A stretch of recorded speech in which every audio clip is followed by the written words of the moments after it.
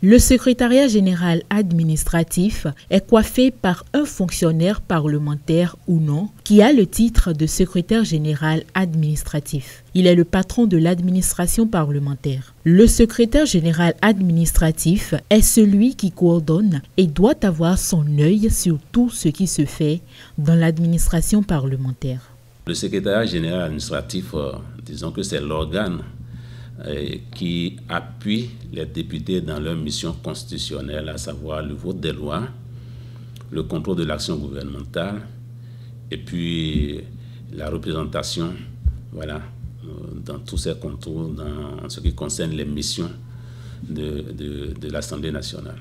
Le secrétariat général administratif est subdivisé en 3 grandes directions techniques qui animent au quotidien l'administration parlementaire. Il s'agit d'abord de la direction des services législatifs qui est là pour appuyer les députés en termes de législation, de vote des lois, de contrôle de l'action gouvernementale. Il y a également la direction de la questure qui est dans, disons, la logistique qui confectionne le budget, l'avant-projet du budget de l'Assemblée nationale.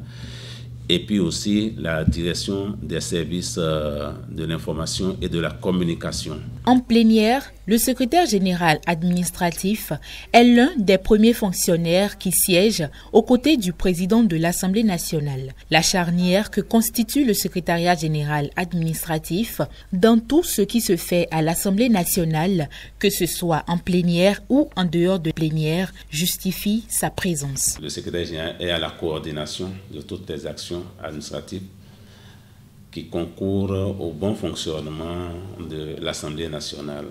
De l'initiative à la transmission de la loi au gouvernement, le secrétariat général administratif assure la veille de façon permanente. Le débat qui intervient en plénière et qui conduit au vote de la loi nous donne, nous autres, au niveau de l'administration, et la possibilité de pouvoir transmettre. Après avoir fait le nécessaire, nous avons un comité de relecture qui essaie de voir la forme du document, finalise et soumet le document à la signature du président de l'Assemblée nationale. À partir de ce moment-là, nous pouvons transmettre la loi ainsi votée par le Parlement au secrétariat général pour que cela soit soumis à la signature, à la promulgation, j'allais dire, du président de la République.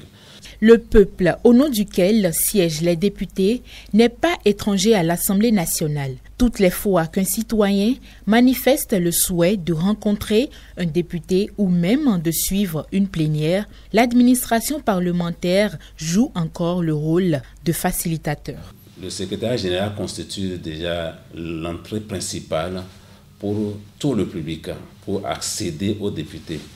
Et pour cela, tous les courriers que nous recevons de la part du public, de la part de la population, sont traités avec diligence, surtout lorsque ces courriers-là sont destinés à des députés. Il y a un casier au courrier destiné à recevoir tout ce qu'il y a comme courrier est destiné aux députés. Et là, nous allons déposer ces courriers dans ces casiers et nous prenons la peine de les appeler. Quand ils sont en séance plénière aussi, l'accès est facilité aux populations pour vraiment suivre les séances plénières. Dans sa mission de coordination des services administratifs du Parlement, le secrétaire général administratif est assisté d'un adjoint. Le patron de l'administration parlementaire rend compte de la gestion de l'administration au président de l'Assemblée nationale qui reste et demeure la première autorité du Parlement béninois.